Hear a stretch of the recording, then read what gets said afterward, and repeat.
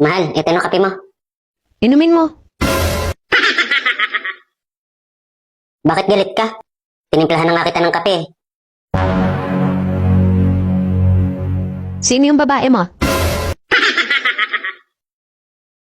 Anong pinagsasabi mo? Bakit mo naman naisip yan? Di ba kagabi? Tinulugan mo ako? Naligo lang ako, pagbalik ko tulog ka na?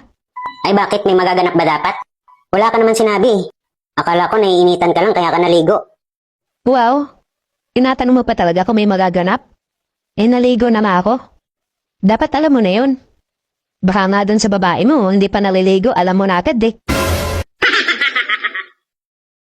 Grabe naman. Pasensya na.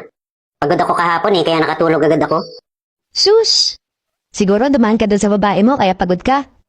Nakailang rounds ba kayo? Umamin ka. Uy, hindi Pagod lang talaga ako. Madami kasing ginawa kahapon. Di ba maaga pa ako umuwi? Tsaka, bakit ba pinagpipilitan mo na may babae ako? Sus! Malalaman ko din yan. Iba ako maghinala kasi nagkakatotoo. O, di wag ka maghinala. Ganon. Kaya pala kahit naligo ako, wala kang pakialam. Wag na wag ko lang kayo mahuhuli. Sisiguraduhin kong may mangyayari hindi maganda sa inyo. Ikaw naman. Naghihinala ka pa lang, tinutotoo mo na. Hinala pa lang yan Nagpapakagalit ka na. Sus! Ibahin mo kami mga babae. Malakas kami makapatob. Talent namin yun eh. Nako, wala akong magagawa dyan. Hindi naman ako mananalo sa'yo. Eh sadya.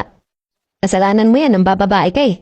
Ikaw naman, isang beses ka lang hindi napagbigyan kung ano-ano na iniisip mo. Bakit ako, pag gustong gusto ko? Tapos hindi mo ako napagbigyan, okay lang sa akin. Hindi ako nagagalit.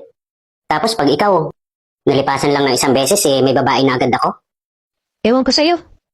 Bili ka kausap mo.